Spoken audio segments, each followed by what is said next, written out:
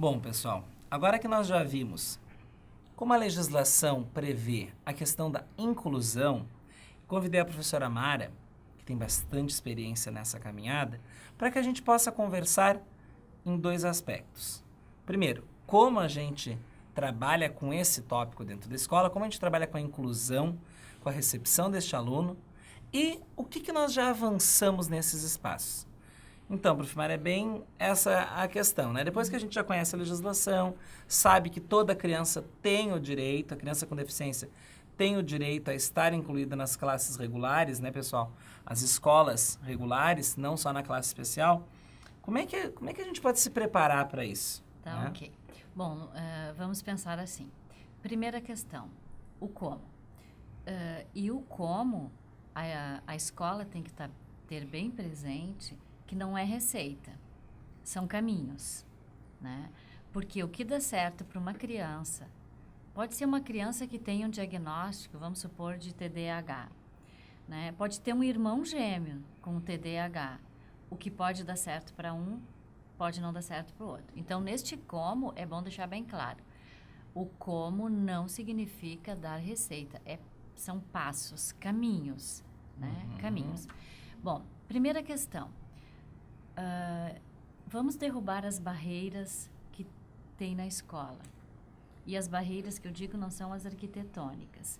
De que maneira, né, a escola, supervisor, orientador, coordenação pedagógica, seja a estrutura que for, a direção da escola, a gestão da escola, de que maneira essa escola está preparando seus professores para receber este aluno. E não só receber os professores para recebê-lo, mas a escola como um todo. Para que isso aconteça, tem que estar num lugar esse desenho de como receber um aluno com deficiência na escola, como receber um aluno em inclusão. E aí vamos visitar o projeto político-pedagógico da escola. Existe nesse projeto político-pedagógico uma seção, um capítulo bem pontual, nada bonito assim, estruturado, não é isso, é pontual. No projeto político-pedagógico tem que constar, bem simples, qual é a filosofia da inclusão da escola. E aí está ligado em alguma teoria, simples. Vygotsky é um bom referencial. E nós encontramos Vygotsky em todos os aportes que falam sobre a inclusão. As bases são essas, vamos supor. Vamos olhar para o que a criança tem, não para o que a criança não tem, né? Vamos ver de que maneira ela aprende junto com os outros. Enfim, são as bases filosóficas e teóricas de como trabalhar a inclusão. Simples e feito pela maioria dos professores ou por uma representação dos professores, da comunidade escolar. Então, primeira questão, estar no projeto político-pedagógico. Segundo, tira do projeto político-pedagógico essa concepção e faz entrevistas com a família. Busca fazer uma relação com essa família e nessas entrevistas buscar informações dessa criança para montar o PIE, que é o Plano Individual de Educação. Simples também. Cada escola, cada instituição de ensino vai querer, dentro dos princípios do PIE, que é esse plano, montar esse instrumento para cada aluno. Só que esse instrumento, daí o que acontece? Esse instrumento hoje está de posse do professor Eduardo, esse ano. Porque o professor Eduardo tem um aluno em inclusão esse ano.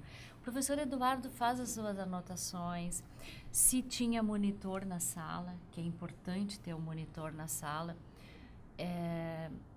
Também o monitor faz os seus apontamentos e toda essa documentação, essas evidências acompanham o aluno para o próximo ano, para o professor do ano seguinte. E aí ontem eu me reporto na minha aula presencial que uma monitora, eu acho que cabe bem nesse relato, uma monitora que está acompanhando um aluno com autismo, ela disse assim: professora, eu entrei de paraquedas na escola, me colocaram numa sala de aula com um aluno com autismo e me disseram, tu é responsável por ele. Mas ninguém me disse mais nada do que fazer, o que não fazer, eu estou desesperada. E aí, aqui vem a importância desse relato e a tua pergunta. Porque se a escola não tem algo simples, mas bem pontual, dizendo como vai ser, ou vamos sentar e vamos verificar caso a caso, nós não podemos passar a responsabilidade da inclusão para um professor ou para um monitor. É uma ideia comprada, abraçada por toda a escola. E um grupo gestor da escola e um grupo pedagógico vai ter que assumir essa questão para trazer todos para junto de si. Então, ter o projeto político-pedagógico, uma coisa bem simples, dizendo como que será, né? E a outra é instrumentalizar os profissionais, desde a pessoa que recebe a família e a criança no portão da escola, a merendeira, quem cuida do pátio. Se for necessário, é importante ter neste acompanhamento parcerias fora da escola. Momento em que busca alguém da Secretaria de Educação, alguém da Secretaria da Saúde, alguém de uma instituição de ensino superior que possa formar uma parceria para irem fazer uma fala sobre a inclusão, para irem fazer uma fala sobre determinada condição. Por exemplo, o autismo é algo desafiador. Né? Crianças com síndrome de Down já estão mais acostumadas a estarem inseridas dentro da escola regular. Crianças com autismo é algo recente, de 3 anos para cá. Então, nos apropriarmos das parcerias também. A partir dessas instâncias, fica mais fácil para cada escola ir montando as suas referências e a sua metodologia para trabalhar com a inclusão. Vai parar esse susto que imobiliza, né? E vai tornar algo real e vai agregar o grupo de profissionais para poderem lutar mais para que realmente o que está na legislação aconteça. Se existem hoje dificuldades maiores para a questão da inclusão, elas não podem fazer parte da escola. A nossa competência é fazermos a nossa parte. No momento que nós fizermos a nossa parte com responsabilidade e competência mesmo, nós vamos poder lutar para que as políticas públicas, para que a legislação, para que as outras instâncias que estão envolvidas com a inclusão façam a sua parte. Porque a nossa nós estamos dando conta e com competência. Perfeito. E vejam, pessoal, que a professora Mara pontuou alguns aspectos que nós já trabalhamos durante a disciplina. O projeto político-pedagógico, ou que vocês podem encontrar também o projeto pedagógico. Ele deve estar trazendo esses aspectos para as práticas mesmos da sala de aula. Né? Como se vê a inclusão, como se prepara, como a escola está se posicionando e como ela vai acompanhar esse aluno. Então, garantida a legislação, o que nós não precisamos nos preocupar? Em ficar lendo esta legislação e ficar batendo em cima dela, sem pensar no nosso fazer dentro da escola. Nós, como educadores, precisamos fazer justamente esse movimento. Buscar essas angústias, muitas vezes, que nem a menina trouxe, e fazer disso um disparador para a gente entender. O que ele tem, então? Como é que nós podemos trabalhar com isso? É justamente a gente pensar, a garantia está lá na legislação, mas como a gente vai viabilizar essa garantia dentro do cenário da escola? Não só da escola, né, mas também do social. Eduardo, eu posso te trazer um relato de experiência? Ah, claro. Assim, ao longo de 2006 até hoje, né, eu tenho vários relatos. Um deles que me encanta muito foi em 2007, quando não tínhamos essa trajetória toda de estrutura de propostas de políticas públicas. Né? E era um caso em São Sebastião do Caí, que é no interior do Rio Grande do Sul, um menino que com paralisia cerebral, que estudava na 4ª série no Mapai, né, que a família resolveu pedir numa escola do município de São Sebastião que ele fosse incluído na quinta série. E a escola, né, ela era muito assim inovadora. E se reuniram os professores junto com a direção, uma escola pequena, e disseram, vamos abraçar? Vamos. Aí eu dava aula na época para a diretora e eles me convidaram a ir até São Sebastião. E eu fui. Primeira questão que eles me disseram, professora, a família foi avisada que o menino precisaria ter um computador. Eles não tinham como comprar um computador, mas eles tinham um cavalo. Aí eles venderam um cavalo, que era o único bem que eles tinham, que eles carroceiro, pai carroceiro, vendeu o cavalo e adquiriu um computador, porque a escola também não tinha. Muito bem. A partir disso, todos os professores começaram a ver isso sem a referência teórica. Depois, eles foram se apropriando do referencial teórico. Aí os professores, junto com os colegas, eles foram verificando o que esse menino podia fazer. E então, é um princípio filosófico de Vygotsky. Olhem, por favor, o que a criança tem. Não fiquem olhando a falta. Não olhem que ele não pode escrever, mas ele pode digitar. Então, a partir disso, o que ele podia... Eles começaram a desmistificar que uma criança com paralisia cerebral não significa que ela tem junto uma deficiência intelectual. Pode ter em decorrência de não ser estimulado, mas não era o caso, porque a PAI havia feito o seu trabalho muito bem feito. Então, ele estava muito bem estimulado, ele tinha um desenvolvimento intelectual, lógico, muito bom, e produção textual e tudo mais. Então, eles começaram a ver, e cada área do conhecimento foi vendo como trabalhar com essa criança. Não tinha questão, na época, do monitor, mas, por feeling, a turma assumiu esse menino, os monitores eram os colegas. Então, eles serviam de monitores no momento em que ele precisava de alguma coisa, como eles foram adaptando a maneira como ele teclar, né? E aí, um outro complemento, já tinha a predisposição dos professores para aceitar esse aluno, e aí, quando a gente aceita, a gente vai achando caminhos. Eles olharam porque o aluno podia, e não aquilo que ele não podia, ele não pode isso, não pode... Não, mas ele pode isso, ele pode aquilo. Tinha monitor, tinha o olhar do professor, e tinha parceria com a família, e eles buscaram a parceria com os professores, os técnicos da PAI e os professores da PAI, sem se dar conta. Aí, a parceria da PAI, eles faziam reuniões semanais, né, para fazer esse acompanhamento. Eu ia lá uma vez por mês, simplesmente para trazer o referencial teórico, para aprender com eles, porque naquela época eu aprendi. Da prática. E aí, depois de 2010...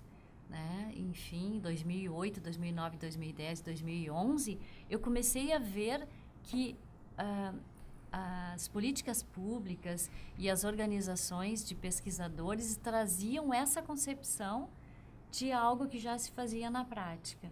Né? Esse é um relato, porque em 2002 eu acompanhei a inclusão de uma menina com síndrome de Down numa escola de educação infantil, que praticamente aconteceu a mesma coisa, os mesmos caminhos, né? As mesmas trilhas, sem ter receitas. Eu ainda acredito que a maior barreira da inclusão seja as barreiras atitudinais. No momento em que elas são quebradas, nós na escola vamos pegando esses princípios que tu trazes na tua unidade, as bases de legislação, que são importantes, mas não são tudo, e realmente a gente vai avançar, né, nesse princípio que é um direito direitos humanos de todos os nossos alunos estudarem juntas, no mesmo espaço. E uma outra questão também que eu gosto muito de trazer nas minhas aulas é que se hoje nós pensamos assim, aquele aluno com deficiência, como se ele estivesse muito longe na nossa realidade, é muito próxima a ideia de que hoje é aquele aluno amanhã pode ser um neto meu, pode ser um filho, pode ser eu mesma. Então, nos colocarmos no lugar do outro, estarmos nessa questão da empatia, porque hoje não estarmos livres de que haja necessidade de estarmos nós nos implicando de maneira pessoal. Então, vamos fazer a nossa parte, né? Que é trazer a escola para todos. Perfeito. Bom, pessoal, a partir dos exemplos que a professora Mara colocou e pontuando, acho que coisas que vão dar esse norte quando a gente falar de inclusão com legislação. Primeiro, não existem receitas. Quando nós trabalhamos com legislação, parece que nós temos receitas prontas, né? Elas estão ali, mas como fazer com que elas aconteçam de verdade na prática é o maior desafio. Dudu, uma outra questão que eu vi enquanto tu fala, a importância da adaptação curricular, que eu acredito que vale a pena trazer, e a avaliação, né? Porque se nós estamos trabalhando com crianças com deficiências, nós não podemos pensar em comparar e aplicarmos a mesma metodologia. Então, além de todas essas questões, a importância da adaptação curricular e da avaliação estar adequada para esse aluno. Junto lá no PIE, no Plano Individual de Educação. Sim, e a gente daí revisita também a questão do projeto político-pedagógico, que precisa prever essas adaptações curriculares, todo esse processo de avaliação que não pode ser previsto como uma unidade, né, um processo que preveja as mesmas competências a serem atingidas, as mesmas habilidades que vão ser específicas de acordo com aquilo que se tem, não naquilo que se falta, como a professora Mara colocou. E evitar comparar. Né? Se nós não devemos comparar crianças ditas normais com elas mesmas, é injusto queremos comparar o desenvolvimento de uma criança com deficiência com o desenvolvimento de uma criança que tem desenvolvimento típico. Né? Então, é comparar a criança com ela mesma. Pegamos esse aluno em inclusão, no que ele avançou na área psicomotora, cognitiva, afetiva e relacional do dia que ele começou, 6 meses depois, 2 meses depois, 3 meses depois, cada professor... Sua própria evolução. É a sua própria pra evolução. Ele foi... Isso é justo. Isso aí é justiça. Né? Perfeito. Bom, pessoal, aí a gente vai seguir pensando, revisitando e ficam as sugestões, ficam os caminhos, não as receitas. Vamos aproximar tudo isso e pensar um pouco como nós, educadores, independente de qualquer área, estamos fazendo com que a legislação se cumpra dentro dos cenários da escola. Posso trazer uma pequena citação do Antônio Machado? Claro. Eu gosto muito desse Nós já usamos ele português. essa semana. Caminhantes não há caminho, caminhos se faz ao andar. E ao voltar-se para trás, verás as pegadas, lacendas que te fizeram avançar. Caminhantes não há caminho, somente as estrelas do mar. Perfeito, pessoal. Ótimos estudos.